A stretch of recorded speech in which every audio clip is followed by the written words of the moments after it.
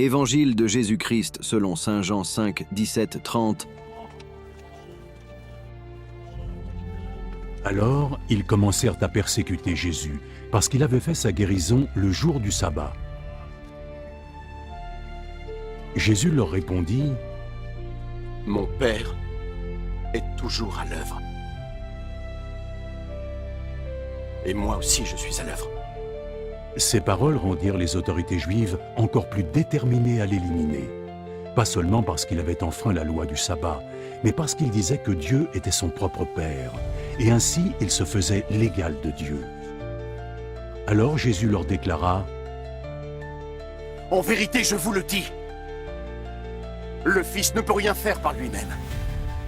Il fait seulement ce qu'il voit son Père faire, et ce que fait le Père, le Fils le fait aussi.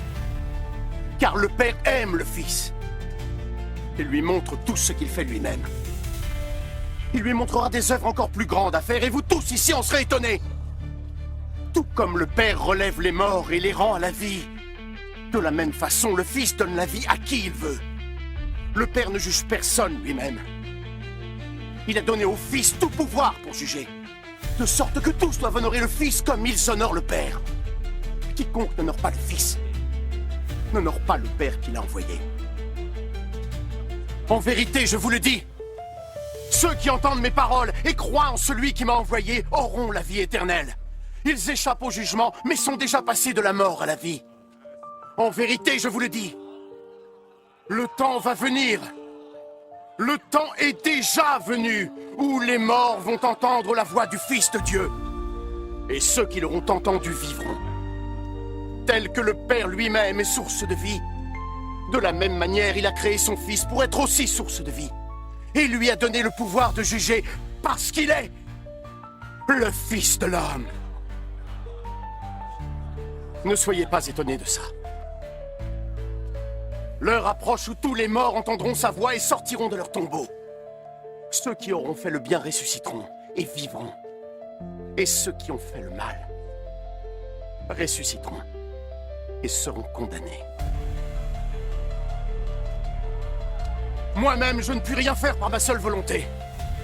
Je juge seulement ce que Dieu me demande, donc mon jugement est droit. Parce que je ne cherche pas à faire ce que je veux, mais juste ce que veut celui qui m'a envoyé.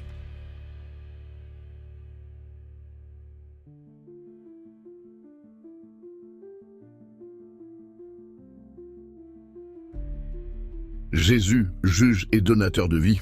Dans ce passage de l'Évangile selon saint Jean, Jésus affirme son unité avec le Père. Il se présente non seulement comme celui qui agit en accord parfait avec Dieu, mais aussi comme celui qui a le pouvoir de donner la vie et de juger le monde.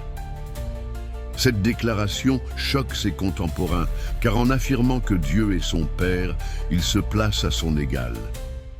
Jésus insiste sur une vérité fondamentale. Il ne fait rien par lui-même, mais accomplit la volonté du Père. Tout ce qu'il dit et fait vient directement de Dieu. Il révèle ainsi que le salut ne dépend pas d'efforts humains, mais d'une relation vivante avec lui. Celui qui croit en lui et écoute sa parole entre déjà dans la vie éternelle, échappant au jugement. Mais ce passage nous confronte aussi à une réalité essentielle, la résurrection et le jugement final. Jésus affirme qu'un jour, tous entendront sa voix, qu'ils soient vivants ou morts. Certains ressusciteront pour la vie éternelle, d'autres pour être jugés selon leurs actes. Ce jugement n'est pas arbitraire, mais juste, car il repose sur l'obéissance à la volonté du Père. Comment vivre ce passage aujourd'hui? 1. Reconnaître Jésus comme source de vie. Il ne s'agit pas seulement de croire en une doctrine, mais d'entrer dans une relation personnelle avec lui. Écouter sa parole et lui faire confiance nous fait déjà passer de la mort à la vie. 2. Vivre selon la volonté du Père. Jésus ne cherche pas sa propre volonté, mais celle de Dieu. Nous sommes appelés à faire de même, rechercher la volonté divine dans nos décisions et nos actions quotidiennes. 3. Se préparer à la résurrection. Ce passage nous rappelle que notre vie terrestre a une finalité éternelle. Nos choix ont des conséquences au-delà de la mort. Vivons donc dans la foi, la charité et la vérité, pour être du côté de ceux qui ressuscitent pour la vie.